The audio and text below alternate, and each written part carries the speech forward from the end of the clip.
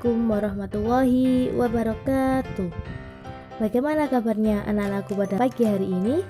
Semoga selalu sehat dan tetap semangat belajar di rumah. Hari ini kita akan belajar SPDP, karya seni 3 dimensi. Nah, sebelum kita memulai pembelajaran pada pagi hari ini, marilah kita mengucapkan basmalah. Bismillahirrahmanirrahim. Anak-anak, pernahkah kalian melihat proses pembuatan karya seni berikut ini? Ini adalah proses pembuatan gerabah. Di Indonesia, daerah Kasongan, Yogyakarta adalah salah satu sentral pembuatan gerabah tanah liat. Anak-anak, hari ini kita akan belajar mengenai karya seni 3 dimensi. Namun, apakah kalian tahu apa yang dimaksud karya seni 3 dimensi? Karya seni 3 dimensi merupakan karya seni yang memiliki panjang, lebar, dan tinggi serta volume. Ini yang membedakan antara benda 2 dimensi dan benda 3 dimensi. Benda 3 dimensi juga dapat disebut karya seni rupa. Benda 3 dimensi dapat berupa benda hias atau benda yang digunakan untuk memenuhi kebutuhan sehari-hari. Contohnya seperti meja, kursi, mangkok, vas bunga, dan juga pot bunga.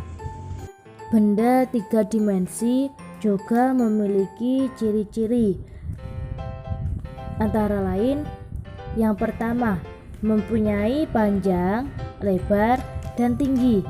Yang kedua, benda 3 dimensi dapat dinikmati keindahannya dari sudut pandang manapun. Yang ketiga, benda 3 dimensi memiliki volume. Selanjutnya, mari kita mengenal berbagai bentuk 3 dimensi. Yang pertama yaitu benda bebas. Benda bebas yaitu benda yang memiliki bentuk tidak beraturan tetapi memiliki volume. Contohnya seperti bebatuan, buah-buahan, dan juga pohon. Yang kedua yaitu benda kubistis, yaitu benda yang memiliki bentuk menyerupai kubus atau balok.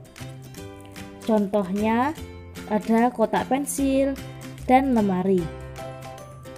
Yang ketiga, benda silindris. Benda silindris yaitu benda yang memiliki bentuk tabung. Contohnya botol, gelas, mangkuk, dan vas bunga. Yang keempat, ada benda berbentuk bola, yaitu benda yang memiliki bentuk menyerupai bola dan dapat menggelinding ke segala arah.